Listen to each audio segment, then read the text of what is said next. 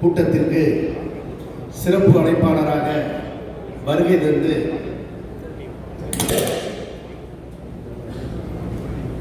கரூர் மாவட்டத்திற்கு பல்வேறு உள்கட்டமைப்புகளை தொழில்வளம் மேம்படுத்த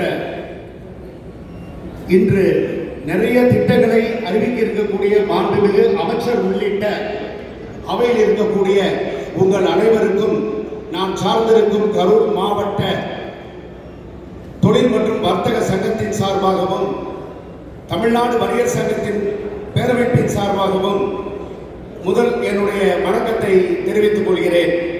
மற்றும் இங்கே நடைபெறக்கூடிய இந்த நிகழ்ச்சிக்கு வருகின்றிருக்கக்கூடிய கரூர் மாவட்டத்தைச் சேர்ந்த பல்வேறு சங்கங்களைச் சேர்ந்த தலைவர், செயலாளர், பொருளாளர் உள்ளிட்ட நிர்வாகிகள், உறுப்பினர்கள் உங்கள் அனைவருக்கும் என்னுடைய வணக்கத்தை தெரிவித்துக் கொள்கிறேன். 2030 விஷன் 50,000 கோடி இலக்கு கரெக்டான ஒரு தருணத்தில் நம்மளுடைய தொழில் இன்று பின்தங்கிய நிலையிற்கே போய்கொண்டிருக்கின்றது. அந்த தருணத்தை பார்த்து மிக அற்புதமான ஒரு தலைப்பை எடுத்து 50,000 கோடி இலக்கை நாம் அடைய வேண்டும், கரூர் மாவட்டத்தில் உள்கட்டமைப்பை உருவாக்கி தொழில் வளத்தை மேம்படுத்த வேண்டும் என்று ஒரு தொலைநோக்கு எண்ணத்தில் சிஏனுடைய சேர்மன் திரு பாலண்ணன் அவர்கள் ஒரு 6 மாதத்துக்கு முன்பிலிருந்தே மாவட்ட வர்த்தக சங்கத்தினுடைய நிர்வாகிகளை சந்தித்து ஒரு கூட்டத்தை நடத்த வேண்டும், வாக்கத்தான் மாறத்தானே நடத்த வேண்டும், முதல்வர் அவர்களுடைய கவனத்துக்கு கொண்டு செல்லும் வகையில் மிக சிறப்பாக இதை நடத்தி நம் மாவட்டத்துக்கு தேவையான அனைத்து கட்டமைப்புகளையும் தொழில்வள மேம்பாடு கூறிய அனைத்து திட்டங்களையும் கொண்டு வர வேண்டும் என்று ஒரு திட்டத்தை தீட்டி இப்படி ஒரு நிகழ்ச்சியை ஏற்பாடு செய்த சிஐஏனுடைய தலைவருக்கு முதல் என்னுடைய பணிவான வணக்கத்தினை தெரிவித்துக் கொள்கிறேன். மாண்புமிகு அமைச்சர் அவர்கள், உங்களுக்கு எல்லாம் தெரியும், இன்னைக்கு நமக்கு மிக ஒரு சிறப்பான ஒரு அமைச்சரை பெற்றிருக்கிறோம். இன்றைக்கு தமிழகத்திலே மிக செல்வாக்கான இடத்திலே அவர் இருக்கின்றார். அப்படி இருக்கக்கூடிய அமைச்சரை நாம் பெற்றிருக்கின்றோம்.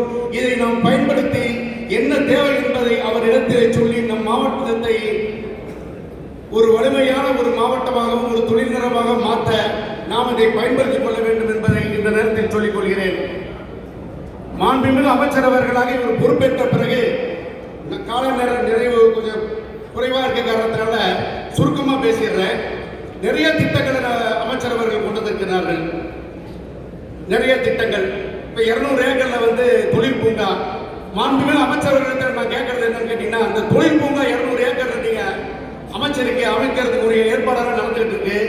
இதுல டெக்ஸ்டைல்ஸ் மட்டும் இருக்கக்கூடாது, அனைத்து தொழிலுக்கும் இதுல இடம் கொடுக்கணும் அப்படிங்கிறது மாண்புமிகு தமிழக முதல்வர் வந்தப்ப அவர் இடத்துல எனக்கு பேசுவதற்கு வாய்ப்பு கொடுத்தீங்க. நான் பேசி ஒரு கோரிக்கையை வச்சு அவர் இடத்துல மனு கொடுத்திருந்தேன். உடனடியாக தலைமைச் செயலகத்துக்கு போய் அந்த மனுவை பரிசீலனை பண்ணி எனக்கு 5 நாள்ல பதில் வந்தது. என்னுடைய கலைக்கு அனைத்து தொழில் முனைவோர்களுக்கும் இதுல இடம் கொடுக்கப்படும் அப்படின்னு. உண்மையாலுமே இதற்கு நம்ம ரொம்ப முதல்வருக்கு நம்ம நன்றி கடன் பட்டிருக்கிறோம். அதே நேரத்தில் மாண்புமிகு அமைச்சர் அவர்கள் கேமரா ஹோட்டல்ல பேசும்போது சொன்னாரு, தொழில் முனைவோருக்கும் உங்களுக்கும் கொஞ்சம் இடைவெளி ஏற்பட்டுச்சு. ஆனா இடைவெளி தான் ஏற்பட்டுச்சோ தவிர நாம் சார்ந்திருக்கிற 42 சங்கத்துக்கு ஏற்பட்ட அனைத்து பிரச்சனைகளும் 80% அவரால் நியமிக்கப்பட்ட நேர்முக உதவியாளர் உண்மை தன்மையை ஆராய்ந்து அத்தனையும் நிவர்த்தி செய்து கொடுத்திருக்கிறார்கள் என்பதை இந்த நேரத்தில் நன்றியோடு அவருக்கு தெரிவிக்க நாம் கடமைப்பட்டிருக்கின்றோம். அதற்காக அனைவரும் ஒரு முறை கரவொலி எழுப்பி அவரை பாராட்டுமாறு கேட்டுக்கொள்கிறேன். மாண்புமிகு அமைச்சரிடத்திலே சில ஒன்றிரண்டு கோரிக்கைகளை மட்டும் நான் வைக்க கடமைப்பட்டிருக்கின்றேன். நிறைய மனுவெல்லாம் கொடுத்திருக்கோம், அதெல்லாம் நீங்க பரிசீலனை பண்ணிட்டு இருக்கிறீங்க, அனைத்து கூறிய ஏற்பாடை பண்ண தயாரா இருக்கிறீங்க.